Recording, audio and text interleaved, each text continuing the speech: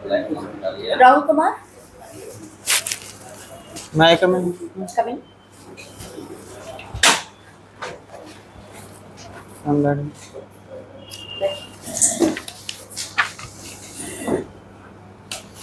अपने बारे में बोर्ड को परिचय दीजिए अपना। मैम, मेरा नाम राहुल कुमार है। मैं बांका जिले का निवासी हूँ। मैंने गणित विषय से स्नातक किया है। मुझे बचपन से ही पर्यावरण, प्रकृति और वन जीव में रुचि रही है, इसलिए मैंने वन क्षेत्र पदाधिकारी को अपने करियर के रूप में चुना। अच्छा, आपने कहा कि वन क्षेत्र और इसमें आपको रुचि रही है, पर्यावरण में रुचि रही है, तो पर्यावरण से क्या अभिप्राय निकालते हैं? Ma'am, English. एनवायरनमेंट से आप क्या समझते हैं? अच्छा, किसी भी जीव के चारों ओर के तरफ जो भौतिक और जैविक एक आवरण है, जो कि एक दूसरे को रिलेट करता है, उसको सर पर्यावरण कहते हैं। ठीक, ये मुझे बताइए कि ऐसी कोई 3-4 चीज बताइए जिससे पर्यावरण को काफी खतरा हो। जैसे वनोन्मूलन, वन जीव का शिकार और ग्लोबल वार्मिंग। ठीक है, आपने ग्लोबल वार्मिंग का है, तो ये ग्लोबल वार्मिंग क्या है? मैम, वायुमंडल का तापमान दिन प्रतिदिन बढ़ते जा रहा है, जो जिसकी वजह कार्बन डाइऑक्साइड की अधिकता है। तो ये जो तापमान में लगातार वृद्धि है, ये ग्लोबल वार्मिंग। ठीक है, ग्लोबल वार्मिंग के लिए सबसे महत्वपूर्ण कारक आप किसको मानते हैं? नेचर को या फिर ह्यूमन को, और क्यों मानते हैं? मैम, मानव को, क्योंकि मानवीय गतिविधि के कारण पर्यावरण का अत्यधिक नुकसान हुआ है, जिसके कारण से कार्बन उत्सर्जन में अधिक वृद्धि हुई, जिससे वैश्विक तापमान में लगातार वृद्धि होती जा रही है।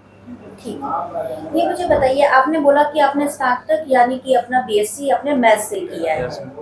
ठीक है, तो आप एक मैथ्स स्टूडेंट रहे हो और ये थोड़ा सा एनवायरनमेंट से जुड़ा हुआ फील्ड है, तो किस तरीके से आप अपने फील्ड की नॉलेज को इस फील्ड में यूज करोगे? मैम, गणित एक तो गणना करने की नीति है, और वो हमें तार्किक लेवल पे भी बहुत मजबूत करता है। तो हम स्टैटिक्स रूप से गणित का यूज वन और पर्यावरण और वन जीव संरक्षण में कर सकते हैं। हम उसकी एक वैज्ञानिक तरीके से गिनती, उसका संचयन, ये सब करके हम इस सब्जेक्ट को पर्यावरण में इम्प्लाई कर सकते हैं।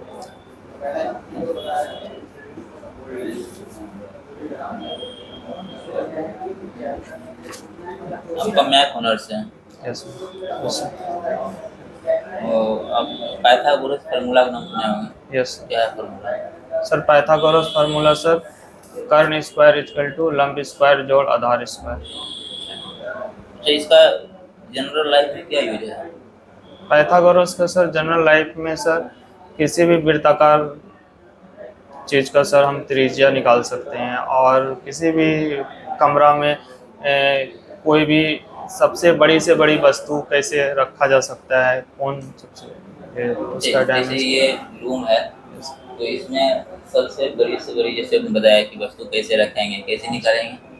सर सबसे बड़ी से बड़ी वस्तु सर उस कॉर्नर से लेके सर इस कॉर्नर के टॉप एंड में सर सबसे बड़ी वस्तु। तो कैसे फाइंड आउट करेंगे? तो सर ये कर्ण हो जाएगा सर। हाँ। और सर ये जो इससे ये जो है सर, ये उसका लंब हो जाएगा, और ये वहाँ से वहाँ तक की लंबाई जो सर है वो आधार हो जाएगी। तो सर लंब के स्क्वायर को आधार के स्क्वायर से जोड़ के सर हम इसको फाइंड आउट कर सकते हैं। मुझे बताइए कि क्योंकि आप मैथ्स के विद्यार्थी हैं और sine square theta, cos square theta ये सब कर रहे हैं, इस सब का कुछ यूज है लाइफ में? यस सर है। क्या यूज है? जैसे सर हम किसी वृक्ष का सर अगर कौन अगर एग्जैक्ट पता हो उसके छाया से, तो सर हम उसकी लंबाई को ज्ञात कर सकते हैं। इस टाइप का किसी एंगल से किसी भी महासागर में कोई अगर जहाज है तो वो कितनी दूरी पे है, तो इसको ज्ञात किया जा सकता है। ठीक है, आपका एक हॉबी है, एक तो क्रिकेट है, दूसरा रीडिंग रिलीजियस बुक है। Religious books. तो आप धार्मिक किताब पढ़ते हैं, कौन कौन सी किताब पढ़े हैं अभी तक? सर हमने रामायण, महाभारत और सर रश्मि रथी, ये सब सर हम पढ़े हैं। अच्छा, रामायण और महाभारत में बेसिक डिफरेंस क्या है? सर रामायण महाभारत में सर बेसिक डिफरेंट ये है, महाभारत में एक तरह से है कि व्यक्ति अत्यधिक नियम में बंध के कार्य नहीं करना चाहिए। अगर कोई भी नियम आपको अत्यधिक बांध रहा है तो उसको तोड़ देना चाहिए। और sir Ramayan sir well discipline सिखाता है कि हमें किसी भी परिस्थिति में मर्यादा का उल्लंघन नहीं करना चाहिए। लेकिन फिर भी अंतिम में देखा जाता है कि राम ने भी एक जगह मर्यादा को उल्लंघन कर दिया, तो किस आधार से आप कह सकते हैं कि नन जो है सिर्फ इसका सीमित नहीं है? सर हमें नहीं पोजीशन माना जाता है सर हमें नहीं लगता है सर कि राम सर मर्यादा, जैसे समुद्र पार करने की बात हो रही लंका में जाने की बात, तो एग्रेशन दिखाया जाता है, फिर भी उन्होंने तर्क के आधार पर, धर्म के आधार पर उन्होंने सिद्ध करने का प्रयास किया है।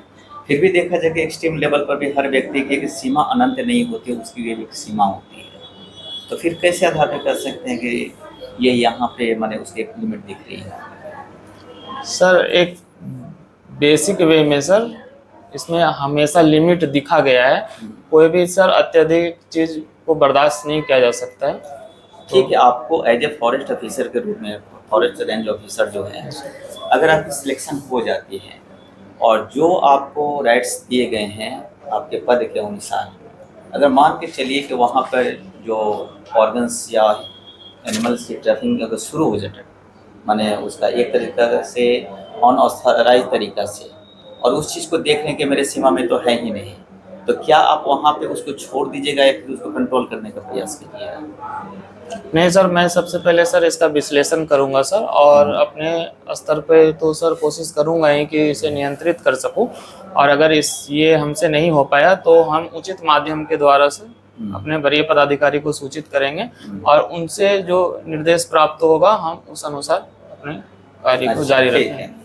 ठीक है, चलिए मैथ में तो आपने ऑनर्स किया था, एक सिंपल सी बताइए कि धर्म के क्षेत्र में मैथ का क्या योगदान है? सर धर्म के क्षेत्र में सर मैथ का गहरा योगदान है सर, क्योंकि एग्जांपल दो हमें बता दीजिए। जैसे सर राशियां हुई सर, नक्षत्र हुए, ये सब का सर मूल्यांकन। मैथ का उसका कैलकुलेशन उसका दूसरा चीज होता है, जैसे अग्निवेदी जो होता है, अग्निवेदी, तो आप ये बताइए कहीं पे ट्रायंगुलर शेप बनाया जाता है और कहीं पे रेक्टेंगुलर शेप बनाया जाता है। ये दोनों में चूंकि मैथ के फॉर्मूला का यूज किया जाता है, एक त्रिभुजाकार होता है, एक वर्गाकार होता है। वर्गाकार होते हैं स्क्वायर के संदर्भ में, कहीं कहीं आयताकार भी देखने को मिलते हैं। क्या बेसिक इसमें डिफरेंस है? सर एग्जैक्ट तो मुझे पता नहीं, लेकिन सर मैं जहाँ तक गेस कर पा रहा हूँ सर, तो जैसे त्रिभुजाकार सर इन द सेंस त्रिदेव होते हैं धार्मिक में, तो उससे रिलेटेड हो सकता है सर। और अच्छा ये बताइए, omega plus omega square is equal to? Sir अभी एग्जैक्ट याद नहीं, सॉरी नहीं। चलिए लास्ट क्वेश्चन बताइए, अगर आपकी सिलेक्शन अगर हो जाती है तो आपका वन संरक्षण के संदर्भ में कोई 3 अपनी जिम्मेदारी को बताइए जिससे वन का संरक्षण भी हो सके और पर्यावरण का भी माने अच्छा से ख्याल रखे, कोई 3 रिस्पॉन्सिबिलिटी अपनी बताइए। सर मैं एक तो सर जन जागरूकता फैलाऊंगा सर, जब लोकल पब्लिक को बताऊंगा कि पर्यावरण कितना बहुमूल्य है हमारे जीवन के लिए, क्योंकि सर ये हमारे जीवन के लिए ज़रूरी ही नहीं, हमारे अस्तित्व से जुड़ा हुआ विषय है। और दूसरा सर कि मैं नियमित गश्त करवाऊंगा और मैं अपने कार्य के प्रति पूरा निष्ठावान रहूंगा, और सर जो हमें विभाग द्वारा योजना मिलेगा सर उसका सर पूर्णतः से ईमानदारी पूर्वक सर उसका क्रियान्वयन करूँगा। ठीक हो ठीक है राहुल कुमार, जैसे मैं देख पा रही हूँ आपने लिखा अपने नेगेटिव पॉइंट में, जिस काम में आपको रुचि ना हो आप उस पर थोड़ा कम ध्यान दें।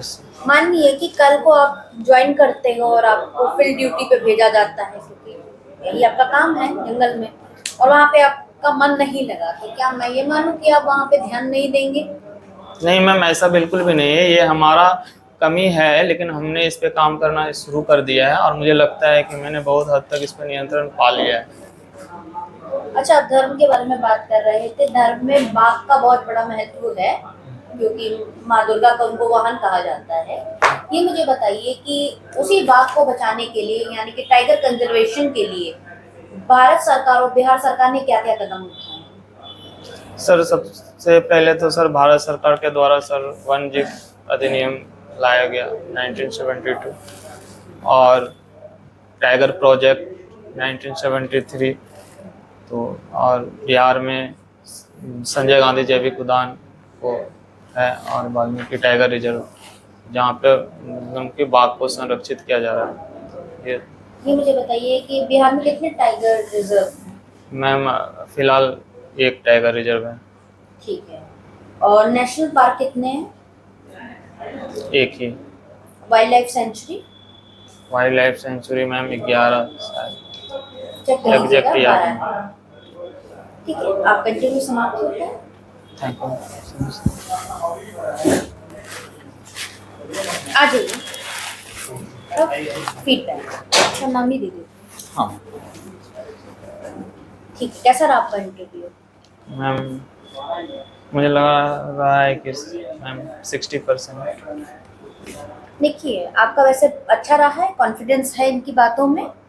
कुछ चीज़ों पे ध्यान देना है जो कि आपने एक मेजर मिस्टेक किया। आप जैसे अंदर आए, मैं कमिंग तो पूछा आपने, लेकिन आप विश करना भूल गए हैं। याद आया आपको? विश मतलब जैसे गुड आफ्टरनून, गुड मॉर्निंग, प्रणाम, कुछ भी। अच्छा, ठीक।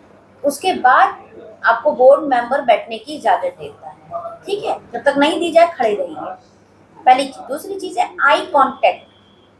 जब आप आंसर दे रहे हो तो जैसे सर ने क्वेश्चन पूछा तो आप उन्हीं को देखें, मैंने पूछा तो मुझे देखे, इनने सर ने पूछा तो आपने इन सर को ही देखा।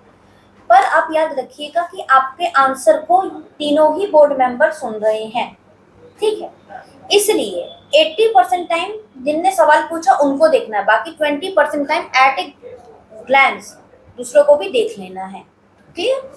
किसी चीज मैं कहूंगी कि धार्मिक टॉपिक जो आपने लिया है, रिलीजन लिया है, ये बहुत डिफिकल्ट टॉपिक पे आप चले गए हैं, तो उस पर मत जाइए, हटा दीजिए रिलीजियस किताब, क्योंकि आप महाभारत और रामायण में भी गलती किए हैं। धर्म विषय में सर ने आपको घेर लिया है, देखा? और एक और चीज आप लोगों ने देखी होगी यहाँ पर कि प्रश्न से कैसे प्रश्न बनते हैं। तो इंटरव्यू में भी आप जो बोलेंगे उसी से आपसे क्या किए जाएंगे, प्रश्न किए जाएंगे। तो मैं कहूंगी कि धर्म एक बहुत बड़ा टॉपिक है, उस पर नहीं जाने के लिए। बाकी हम शब्द का इस्तेमाल, हाँ, हम शब्द का जो इस्तेमाल है ये मत कीजिए। मैं एक वचन के लिए मैं बोलते, मानते हैं कि बिहार में हम ही सब कुछ है, लेकिन यहाँ पे इंटरव्यू में फॉर्मल लैंग्वेज बोल रहा है तो मैं शब्द का इस्तेमाल करते हैं। दूसरी बात है, मैडम है, अगर मैम है तो उनको मैम बोलना है, उनको सर मत बना दी, उनका जेंडर नहीं चेंज करना है, ठीक है? इन छोटी बातों का ध्यान रखिए। बाकी आपके में कॉन्फिडेंस है, आप अच्छा कर सकते हैं, बस थोड़ी सी प्रैक्टिस की आपको जरूरत है।